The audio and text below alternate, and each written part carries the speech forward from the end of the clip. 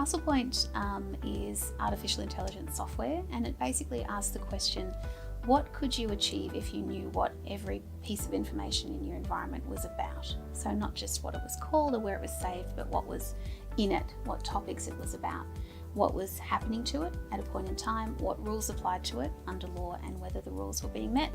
And when we finally launched the product, we started getting uptake from clients really, really quickly.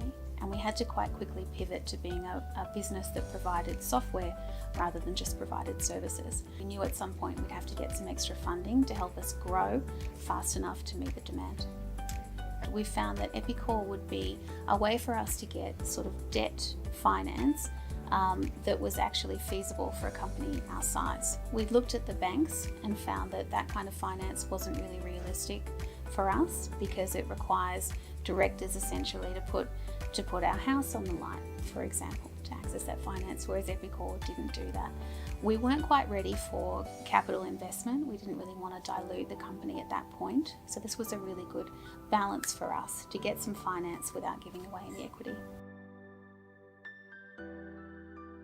It's had an enormous impact on the growth. We've grown from 2 or 3 of us at the beginning to now 14 employees. We've just moved into a new office space to accommodate everybody, and we couldn't have done that. I guess we couldn't have taken the plunge and hired those extra people if we didn't have a line of funding in the bank that we could draw on. For me, I would say go and talk to Ken and James at Epicor. The way that Epicor is structured is effective for startups and for scale-ups, which is what we are.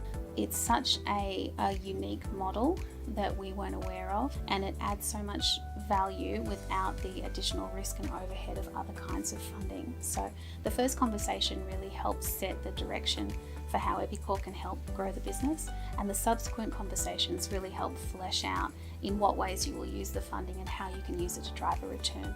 There's no point taking on debt just to have debt and not know what to do with it. You can certainly take on too much or too little.